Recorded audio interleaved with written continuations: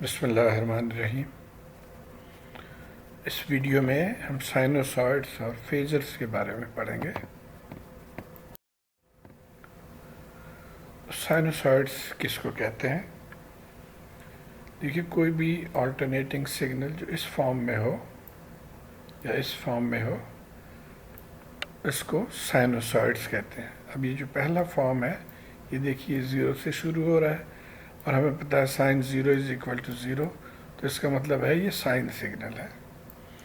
और जो दूसरा सिग्नल है ये 1 से शुरू हो रहा है और हमें पता है cos zero is equal to 1, therefore हम इसको कोसाइन सिग्नल कहेंगे। तो sinusoid is a signal that has the form of the sine or cosine function। और जब हम इन दोनों सिग्नल्स को लिखते हैं तो हम इस फॉर्म में लिख सकते हैं कि Vt is equal to Vm sin omega t, जो साइन सिग्नल है उसको, और कोसाइन सिग्नल को हम लिख सकते हैं Vm cos omega t plus phi. अब इस चैप्टर में, इस लेक्चर में पूरे में हम सिर्फ कोसाइन सिग्नल को कंसिडर करेंगे, या कोसाइन सिग्नल को ही हम साइनोसॉइडल सिग्नल कहेंगे।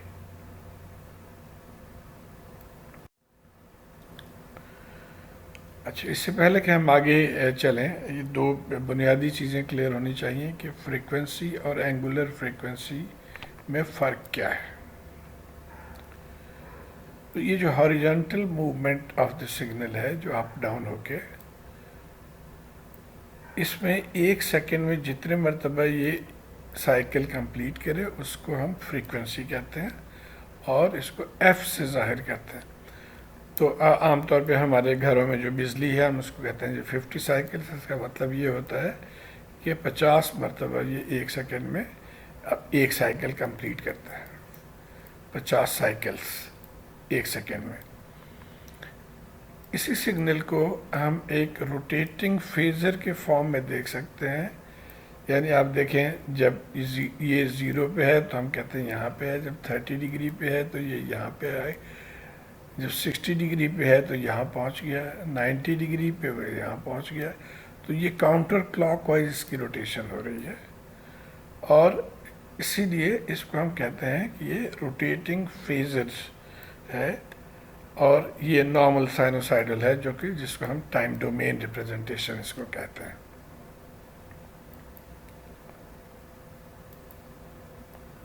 तो अब इसके फ्रीक्वेंसी जो है उसको हम f से जाहिर करते हैं, जो कि नंबर ऑफ साइकिल्स पर सेकेंड, या अब आजकल हम इसको हर्ट्स कहते हैं। हर्ट्स का मतलब ये हुआ कि नंबर ऑफ साइकिल्स बाय पर सेकेंड। तो हमारे यहाँ जो बिजली है उसको हम 50 हर्ट्स कहते हैं। और इस जब हम रोटेटिंग फिनोमेना में आ जाते हैं या देखते हैं उसको, तो हम उसको कहते हैं एंगुलर फ्रीक्वेंसी।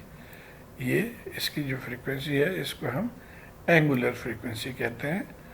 और इन दोनों में रिलेशन ये है कि एंगुलर फ्रीक्वेंसी जो है वो 2 पाई टाइम्स दी नॉर्मल फ्रीक्वेंसी या टाइम डोमेन वाली फ्रीक्वेंसी जो है उसमें। इसकी यूनिट्स को हमने कहा था कि हर्ट्स है, जबकि एंगुलर फ्रीक्वेंसी की यूनिट जो है वो रेडियंस पर सेकेंड हो जाएगा। और रेडियन आपको पता है, एक चक्कर जो है 2 पाई जो है वो इन टर्म्स ऑफ रेडियंस होता है। अच्छा, अब आए देखते हैं कि पीरियोडिक फंक्शन किसको कहते हैं। कोई भी फंक्शन या कोई भी सिग्नल अगर वो ऑल्टरनेट करे, उसकी शेप में कोई तब्दीली ना हो और वही सिग्नल बार बार रिपीट हो। जैसे आप कहीं किसी पॉइंट से लेके आप देखते हैं इस पॉइंट से लेके इस पॉइंट तक, फिर यहाँ से लेके आगे तक, तो ये सेम सिग्नल है और ये बार बार इट इज़ रिपीटिंग। और किसी एक पॉइंट से लेके उसी सेम पॉइंट तक के जो डिस्टेंस है इन टर्म्स ऑफ टाइम, उसको उस सिग्नल का टाइम पीरियड कहा जाता है। तो इस पॉजिटिव से लेके यहाँ तक उसका टाइम पीरियड, यहाँ इस पॉजिटिव से नेगेटिव पीक से लेके नेगेटिव तक टाइम, वो भी एक टाइम पीरियड है। तो किसी दो सिमिलर पॉइंट्स के दरमियान जो है वो टाइम पीरियड है। और टाइम पीरियड को 1 फ्रीक्वेंसी से जाहिर किया जाता है। अगर फ्रीक्वेंसी 50 है तो टाइम पीरियड 1/50 सेकेंड्स हो जाएगा। और इसी से हम फ्रीक्वेंसी लिख सकते हैं कि अगर फ्रीक्वेंसी जो है वो 1 ओवर टाइम पीरियड, तो अगर टाइम पीरियड दिया हुआ है तो आप 1 ओवर टाइम पीरियड से फ्रीक्वेंसी इन हर्ट्स मालूम कर सकते हैं। और जैसे हमने पढ़ा कि ओमेगा जो है वो 2πf है, तो f की जगह पे अगर हम 1/t लिख लें तो ये 2π/t आ जाएगा। तो ये भी एक फॉर्म है इसका 2π/t, बल्कि ये ज़्यादा कॉमन है कि omega is equal to 2π/t radians per second. और यहाँ से आप चाहें तो टाइम पीरियड t 2π/ओमेगा भी आप लिख सकते हैं इन सेकेंड्स। अब आइए हम एक सिग्नल, साइनसॉइडल सिग्नल जो कि इस फॉर्म में लिखा हुआ है Vt। Vt का मतलब है कि voltage at any point of time t is given by V maximum cos omega t plus five. V max या Vm जो है वो क्या है, maximum amplitude of the signal. तो अगर ये सिग्नल है इसके जो मैक्सिमम पॉइंट है वो Vm होगा। Omega is the angular frequency, तो इस एंगुलर फ्रीक्वेंसी में यानी कितने रेडियंस पर सेकंड पे है या कितने रेडियंस पर सेकंड है, that is the angular frequency. और जो ओमेगा टी है, इन दोनों को मिला के यानी ओमेगा और टी को आर्गूमेंट कहा जाता है। इसकी कोई इतना बहुत ज़्यादा इस्तेमाल नहीं है इस लफ्ज़ के। अच्छा, एक और चीज़ इसमें है, ये फाई को कहा जाता है फेज एंगल। इस कॉन्सेप्ट को आप इस तरह से समझ सकते हैं कि एक सर्कल में अगर 2-3 रनर्स दौड़ रहे हैं तो हर एक रनर की पोजीशन, अब ये रनर कहाँ पे है, π/4, तो इसके फेज एंगल π/4 हो गया। तो यहाँ पे हम इसको π/4 फेज एंगल लिखेंगे। ये रनर कहाँ पे है, तो π/2 पे है, तो इसके लिए π/2 हो जाएगा। और ये π/3 है तो इसके लिए पी/3 फेज एंगल हो जाएगा। तो फेज एंगल का मतलब हुआ कि किसी पर्टिकुलर टाइम पे ये रनर या कोई पॉइंट जो कि रोटेट कर रहा है वो कहाँ पे है।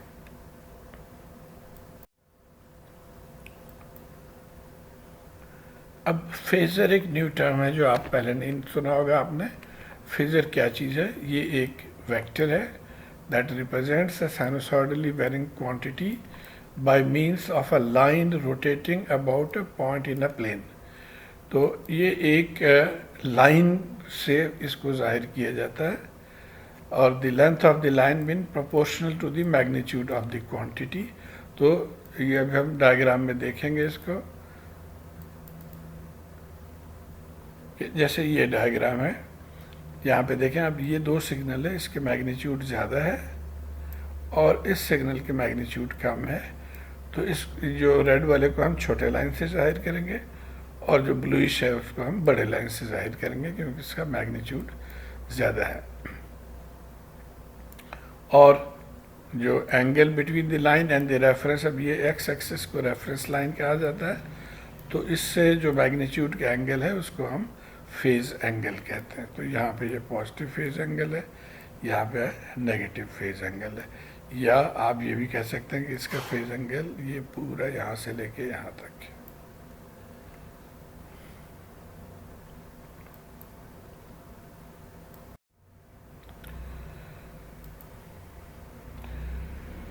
अच्छा, जब हम फेजर फॉर्म में लिखते हैं किसी सिग्नल को तो उसके दो कंपोनेंट्स होते हैं, एक उसका मैग्नीट्यूड और एक उसके फेज एंगल।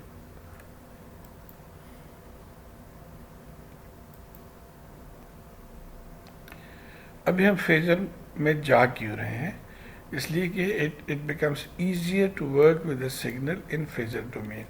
तो इस कॉन्सेप्ट को आप यहाँ से समझ सकते हैं कि अगर एक बंदा पानी कैरी कर रहा है बाल्टी में लेके, तो पानी ये बहुत मुश्किल काम है, या पानी छलक के गिर जाए, और तो ये इतना आसान नहीं है। उसी पानी को अगर बर्फ़ में कन्वर्ट कर लेते हैं तो देखें कितने मज़े से वो अपने सर पे रख के लेके जा रहा है, और जब इसको पानी बनाना होगा तो इसको आप पिघला के पानी बना लें। तो एग्जैक्टली यही कॉन्सेप्ट हम यहाँ पर लेके चलते हैं कि जो साइनोसॉइडल सिग्नल है इस फॉर्म में, इसको हैंडल करना बहुत मुश्किल है, इसलिए हम इसको फेजर के फॉर्म में लिख लेते हैं। तो एक लाइन है और उसके साथ एक एंगल है, और इसको मैथमेटिकली इसके प्रॉब्लम्स को सॉल्व करना बहुत आसान है। और उसके बाद जब फाइनल आंसर आप चाहिए तो फेजर को फिर आप टाइम डोमेन में या साइनोसॉइडल सिग्नल के फॉर्म में लिख लें। अब आइए एक सवाल करते हैं। यहाँ पे ये जो गिवन सिग्नल है VT12 cos omega cos 50t + 10, इसमें ये बहुत सिंपल सवाल है कि इसमें आपने एम्पलीट्यूड मालूम करना है, फेज़ मालूम करना है, टाइम पीरियड मालूम करना है और फ्रीक्वेंसी मालूम करना है। तो एम्पलीट्यूड आपको यहाँ से नज़र आ रहा होगा। इसके साथ जो स्टैंडर्ड सिग्नल है उसके साथ हम कंपेयर करेंगे इस सिग्नल को। This is the standard form of a sinusoidal signal. तो इसके साथ जब आप कंपेयर करेंगे तो मैग्नीट्यूड आपको पता है कि Vm को हमने कहा था मैग्नीट्यूड है, तो इससे कंपेयर करें तो Vm = 12 वोल्ट हो गया। पहला आ गया। फेज़ एंगल, ये फेज़ एंगल है, इसके साथ आप इसको कंपेयर करेंगे तो फेज़ एंगल जो है वो 10 डिग्रीज है। उसके बाद टाइम पीरियड। अब टाइम पीरियड कैसे निकालेंगे? टाइम पीरियड होता है टी हमें नहीं पता है, लेकिन हम अगर इसके साथ कंपेयर करें तो ये ओमेगा पता है हमें, और ओमेगा से फिर हम टी निकाल सकते हैं। तो हम सबसे पहले ओमेगा लिख लेते हैं कि omega is 50 radiance per second, और हमें फिर ये फार्मूला हमने इस्तेमाल करना है कि T = 2 पाई ओवर ओमेगा। सो 2 पाई ओवर 50, तो ये हमारा टाइम पीरियड निकल आया 0.1257 सेकेंड्स। और आखिर में कह रहा है कि फ्रीक्वेंसी ऑफ द साइनोसाइड यानी टाइम डोमेन फ्रीक्वेंसी f मालूम करना है। तो अब t मालूम हो गया तो आपको पता है कि f इज़ 1/t, तो 1 ये कर लेंगे तो 7.95 हर्ट्स ये फ्रीक्वेंसी हमें मालूम हो गया। अच्छा, अक्सर सवाल करते वक्त हमें ये ध्यान में रखना होगा कि तमाम चीज़ें एक ही यूनिट में हो, या तो रेडियंस में हो या डिग्री में हो। अक्सर ये होता है कि ओमेगा के साथ जो फेज़ एंगल है वो डिग्री में दिया जाता है, तो उसको हमें रेडियंस में कन्वर्ट करना है। तो इसका तरीका क्या है? तो ये एक सिंपल रिलेशन दिया हुआ है कि अगर डिग्री में दिया हुआ है तो डिग्री, ये जो भी वैल्यू है, फ़र्ज़ करें कि 210 डिग्री है, तो उसको हम 180 से डिवाइड करते हैं और पाई से मल्टीप्लाई करते हैं। अब ये चीज़ रेडियन में है और ये डिग्री में, तो यहाँ पे अगर डिग्री है तो उसको आपने 180 से डिवाइड कर दिया तो वो न्यूट्रल हो गया। उसके बाद पाई से मल्टीप्लाई कर रहे हैं तो आप पाई उसके यूनिट आ गया, तो वो रेडियन में आ गया। और इसके बिल्कुल अपोजिट कि अगर रेडियन में गिवन है कोई वैल्यू 3 रेडियन या 5 रेडियन, तो उसको आप पाई से डिवाइड कर दें, या 3 पाई से डिवाइड करें और 180 से मल्टीप्लाई करेंगे तो वो एंगल में आ जाएगा या डिग्रीज में आ जाएगा।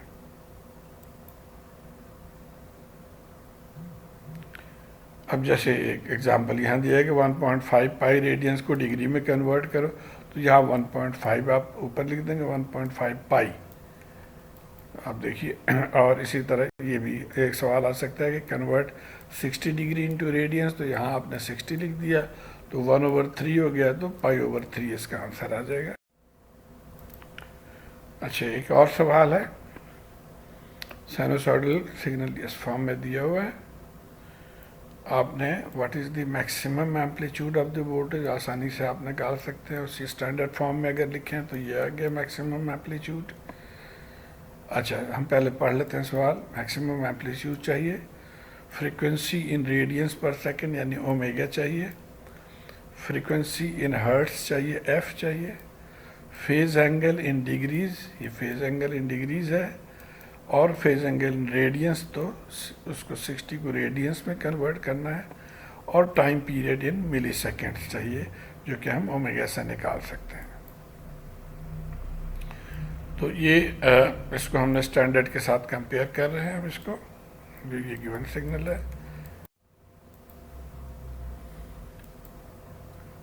तो Vm आ गया 170 वोल्ट जब इन दोनों को कंपेयर किया। Frequency in radiance per second omega, इसके साथ कंपेयर करें तो 120 पाई आ गया। ओमेगा इज़ 120 पाई, जो कि 377 रेडियंस पर सेकेंड के बराबर है। पाई की वैल्यू, पाई से जब इसको मल्टीप्लाई कर देंगे, तो अब यहाँ से आप ओमेगा को 2 पाई एफ जो है वो के बराबर लिख लें, और ये या तो 377 लिखें या 120 पाई लिखें। तो यहाँ से एफ आप ये 2 पाई को इधर लेकर आ जाएं, तो इसको हम पाई के फॉर्म में रखने का फ़ायदा ये हुआ कि पाई पाई यहाँ से कैंसिल हो जाएगा। Therefore F is 60 hertz. और फेज़ एंगल जैसे आप यहाँ से देख रहे हैं, ये दोनों को कंपेयर करें तो फेज़ एंगल जो है वो -60 डिग्री है। अब इसको अगर रेडियंस में कन्वर्ट करना है तो ये फार्मूला आपको याद था कि x divided by 180 multiply by pi. तो यहाँ हमारा x जो है वो -60 है, -60 डिवाइडेड बाई 180 पाई, तो ये -1.045 रेडियंस आ गया इन डिग्री। उसके बाद टाइम पीरियड 1/f, f हमने निकाल लिया यहाँ से, तो 1/60 कर दें तो 16.66 मिली सेकेंड। तो ये इसका आंसर हो गया। अब ये एक बहुत इम्पॉर्टेंट पॉइंट है। अक्सर हमें साइन को कोसाइन में कन्वर्ट करना होता है या कोसाइन को साइन में कन्वर्ट करना होता है, और इसमें बहुत डिफ़िकल्टीज होती है बच्चों को। तो एक आसान तरीका मैं यहाँ पे बताऊँगा, और वो तरीका ये है कि आप सिर्फ इस चीज़ को याद रखें कि कोसाइन को साइन में कन्वर्ट कर रहे हैं। अगर कोसाइन को साइन में कन्वर्ट कर रहे हैं तो ये आखिरी दोनों को देख लें, इसका आखिरी और इसके पहले, यानी S to S जा रहे हैं, S to S, तो हम same sine, S to S का मतलब सेम साइन, और ये सेम साइन का मतलब क्या है कि अगर इसके पहले पॉजिटिव साइन है, कोसाइन से हम साइन कन्वर्ट करना चाह रहे हैं, तो पॉजिटिव साइन है तो हम पॉजिटिव 90 ऐड करेंगे, और कोसाइन से साइन ये जो डायरेक्ट है, इससे पहले अगर नेगेटिव साइन है तो हम यहाँ पे नेगेटिव डालेंगे। तो ये तो हो गया जब कोसाइन से साइन या सेम साइन पे आ गए। अब अगर ऑपोजिट साइन है, जैसे साइन एन से हम जा रहे हैं सी की तरफ, तो ये एस टू एस नहीं है, यानी डायरेक्ट नहीं है, ये डिफरेंट है, तो इसका उल्टा होगा। यानी जब पॉजिटिव हो पहले तो हम यहाँ पे पॉजिटिव 90 कर रहे थे, इस केस में अगर पॉजिटिव हो पहले तो हम यहाँ नेगेटिव 90 करेंगे, और उसी तरह जब अगर नेगेटिव हो तो हम यहाँ पॉजिटिव करेंगे। तो सिर्फ एक को अगर आप याद रखें तो दूसरा बड़े आसानी से आप कर सकते हैं, एस टू एस या cosine cos to sine. Okay, अब आइए convert the following into cosine form. अब ये साइन में है, इसको हमने कोसाइन में करना है। जैसे मैंने पहले भी बताया था कि कोसाइन में करने की ज़रूरत हमें पड़ेगी, क्योंकि कोसाइन में अगर सिग्नल हो तो उसको फेज़र में आप डायरेक्टली लिख सकते हैं। तो आइए अब यहाँ पे देखिए हम कहाँ पे जा रहे हैं, साइन टू कोसाइन। अगर आप रिलेशन देखें तो n टू c जा रहे हैं, तो वो डायरेक्ट नहीं है, तो डायरेक्ट नहीं है तो इसका मतलब उल्टा होगा कि अगर इससे पहले पॉजिटिव साइन है तो हम -90 करेंगे।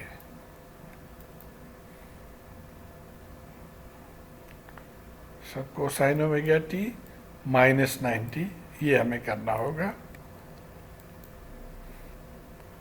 तो अब VT 5 साइन 4 पाई t -60 था, इसके साथ हमने -90 कर दिया, तो -150 हो गया, और साइन को कोसाइन कर दिया।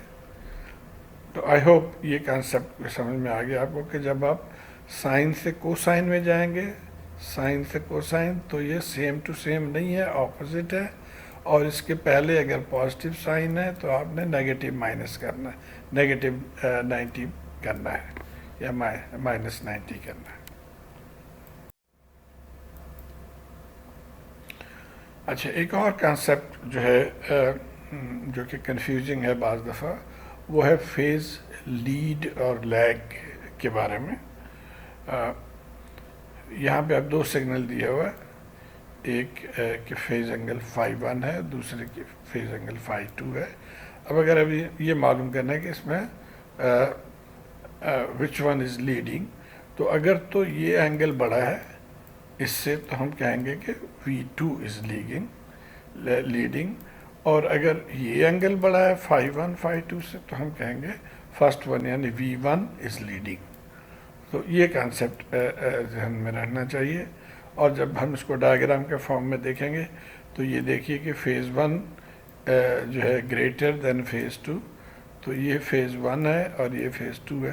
तो यहाँ से बड़े आसानी से आप देख सकते हैं कि V1 इज लीडिंग V2।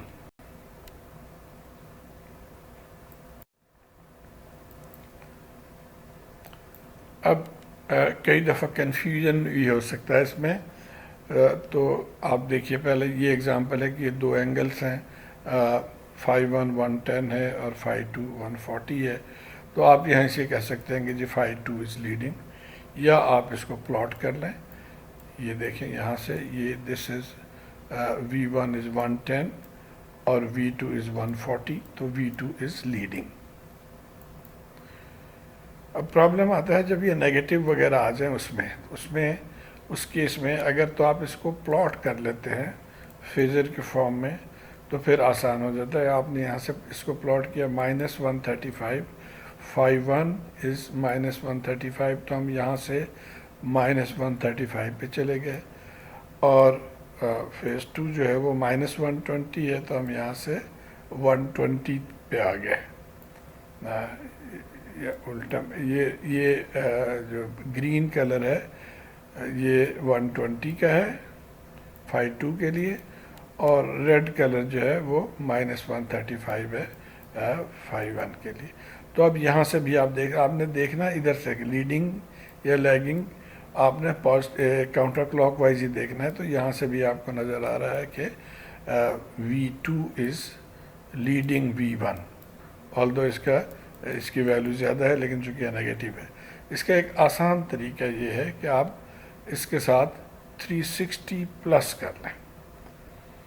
तो 360 प्लस या 360 माइनस हम कर सकते हैं, उसमें कोई रुकावट नहीं है, बिकॉज 360 का मतलब हुआ कि एक चक्कर, पूरा एक चक्कर लगा के तो आप वहीं पे होंगे। अगर यहाँ से हम 360 प्लस करते हैं तो इसने इसी जगह पे आ जाना है। लेकिन इसका फ़ायदा ये होगा कि जब हमने 360 प्लस किया दोनों के साथ, तो ये भी पॉजिटिव आ गया और ये भी पॉजिटिव आ गया। और यहाँ से अब आसानी से आप देख सकते हैं कि ये ज़्यादा है उससे पॉजिटिव में 240, तो V2 इज़ लीडिंग और V1 इज़ लैगिंग। तो वो यही रिजल्ट जो इस तरह से हमने यहाँ से कंक्लूड किया था। ये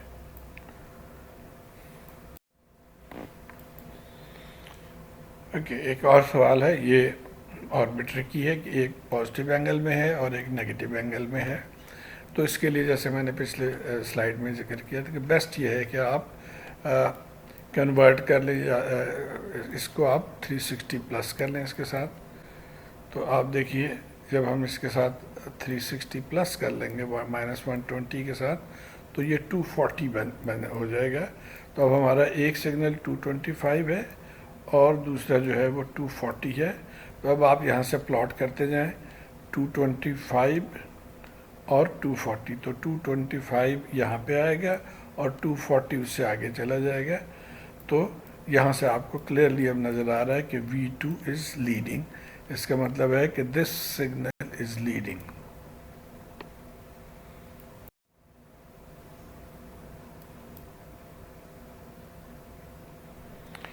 अच्छा, अब अगर दो सिग्नल्स को कंपेयर करना है, ये हो सकता है कि एक सिग्नल साइन के फॉर्म में है और एक सिग्नल कोसाइन के फॉर्म में है, तो उसको हम डायरेक्टली कंपेयर नहीं कर सकते। हमें when comparing two signals it is desirable to express both signals as either sine और cosine। और जैसे हमने कहा कि हम प्रेफर करते हैं कि कोसाइन में हो, बिकॉज दैट मेक्स ईजी। तो इसलिए आप दोनों को कोसाइन फॉर्म में कन्वर्ट कर लें और फिर कंपेयर करने में आसानी होगी। और एक चीज़ और भी है, इंश्योर करें कि मैग्नीट्यूड जो है वो नेगेटिव ना हो, मैग्नीट्यूड को भी आप कन्वर्ट कर लें पॉजिटिव में।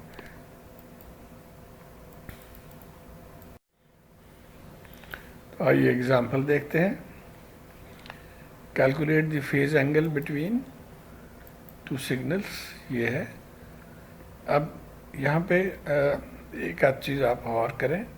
सबसे पहले तो हमने कहा था कि सिग्नल माइनस साइन में नहीं होना चाहिए, पॉजिटिव में होना चाहिए। ये माइनस साइन में है तो इसको पॉजिटिव बनाना है। दूसरी चीज़ ये है कि दोनों सिग्नल सेम फॉर्म में होना चाहिए और प्रेफरेबली कोसाइन में होना चाहिए। तो इस साइन को हमने कोसाइन बनाना है, उसके बाद हम कंपेयर कर सकते हैं। अच्छा, सवाल ये है कि which one is leading. Okay, तो अब ये आपको याद होगा ट्रिगोनोमेट्री से कि किसी भी सिग्नल के साथ अगर प्लस या माइनस 180 कर दें तो उसका साइन चेंज हो जाता है।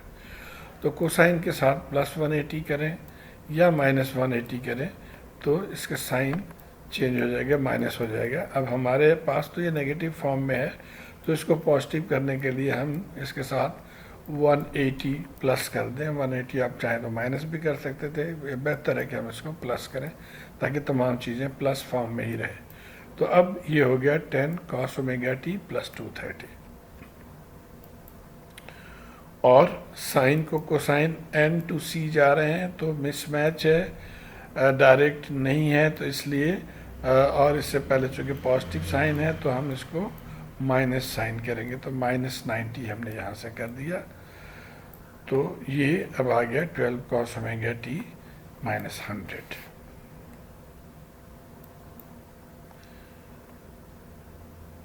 अब ये हमारा पॉजिटिव एंगल है और ये नेगेटिव एंगल है, तो इसको भी हम पॉजिटिव एंगल में कन्वर्ट कर लें। और जैसे हमने पहले जिक्र किया था कि आप किसी एंगल के साथ 360 प्लस कर लें या माइनस कर लें, उसकी वैल्यू में फ़र्क नहीं पड़ेगा। तो हमने इसके साथ 360 प्लस कर लिया, तो अब ये प्लस 260 हो गया। अब देखें कि आप ये दोनों फेजेस को अगर आप कंपेयर करें, प्लॉट कर लें, या वैसे ही आप डिसाइड कर सकते हैं कि विच वन इज़ ग्रेटर। तो ये यहाँ पे आप देखें 230 पे एक प्लॉट करके हम लेकर आए यहाँ से, और दूसरे को 260 पे प्लॉट करके लेकर आए। तो 260 वाला जो है वो that is V2 is leading V1 by 30 degree. आइए अब एक सवाल और करते हैं। यहाँ पे I1 माइनस 4 साइन है और I2 कोसाइन के फॉर्म में है। तो सबसे पहले तो हम इसको साइन को कोसाइन के फॉर्म में लेके जाएंगे। मालूम ये करना है कि which one is leading, I1 leads और I2 लीड्स। ओके, अब चूंकि साइन से कोसाइन में हम जा रहे हैं तो डायरेक्ट नहीं है, n से c में जा रहे हैं तो उल्टा होगा। अगर यहाँ पे बाहर पॉजिटिव साइन है तो यहाँ पे माइनस हो जाता है, यहाँ पे नेगेटिव साइन है तो यहाँ पे प्लस हो जाएगा। So minus sine omega T is cos omega T plus 90। तो वही टेक्निक हम यहाँ पे इस्तेमाल करेंगे। तो ये माइनस 4 साइन 377 प्लस 55 को हम इस तरह से प्लस 90 लिख के, तो ये हमारा आ जाएगा कॉस 377t प्लस 145। अब सेकेंड सिग्नल को देखें, ये 5 cos 377 माइनस 65 है। अब किताब में उसने इस तरीके से इसको सॉल्व किया है कि जी 5(1) इज़ ग्रेटर देन 5(2), जो कि है 5(1) इज़ 145 है और 5(2) जो है वो माइनस 65 है। तो 5(1) इज़ ग्रेटर देन 5(2) और देयरफॉर उसने कहा कि जी I1 इज़ लीडिंग, और I1 इज़ लीडिंग बाई 145, इसका एंगल है, माइनस 65, तो it is leading by 210 degrees. अब इस पे हमारे टीचर्स में भी बहुत बहस हुई कि जी क्या ये, क्योंकि मेरा पॉइंट ऑफ व्यू डिफरेंट था। मैं चाहता था कि इसको हम पॉजिटिव कर लें 360 डिग्री ऐड करके, जो कि अगले उसमें हम आपको दिखाएंगे। अच्छा, यहाँ पे आप देखें 145 हमने प्लॉट किया, यहाँ से ये 145 आ गया, ये 144 नहीं है 45 है, तो 145 आ गया। और दूसरा जो है वो माइनस 65, तो हम यहाँ से चल के माइनस 65 पे आए। और जब आप इस डायरेक्शन में चल के देखेंगे तो आप देखें कि ये पॉजिटिव एंगल है और नेगेटिव एंगल है, तो this is I1 is leading. अब यहाँ प्रॉब्लम ये है कि इस किताब बुक वाले ने कोई रेफरेंस पॉइंट नहीं लेता। अगर तो हम इस ज़ीरो एक्सिस को रेफरेंस ले लें तो फिर ये होगा कि ये जो है ये इससे अगर यहाँ से चल के तो ये और आगे आ गया तो ये लीडिंग है। बहरहाल इसके हिसाब से यानी इस टेक्निक के हिसाब से जो है वो 5-1 इज़ लीडिंग। बट ये कंफ्यूजिंग है। मेरी राय ये है कि हम इसको जो सेकंड माइनस है उसको भी हम कन्वर्ट कर लें। तो ये पहला तो इसी तरह जो हमने किया था पिछले सवाल में। दूसरे में मैंने ये किया कि इसको 360 ऐड कर लिया, तो अब हमारा 295 पॉजिटिव एंगल आ गया। अब अगर इन दोनों में देखें तो इसका एंगल ज़्यादा है और देयरफॉर हम कहेंगे कि I2 is leading by 151 degree. तो जैसे मैं बता रहा था कि इसमें काफ़ी बहस हुई, तो मैंने जो बुक के ऑथर है उसको अप्रोच किया और उस पर राय मांगी, तो उसने कहा जी ये दोनों टेक्निक सही है। तो उम्मीद है आपको इस वीडियो से कुछ फ़ायदा होगा। अगर आपको फ़ायदा हुआ तो मेरे चैनल को ज़रूर सब्सक्राइब करिए। Thank you.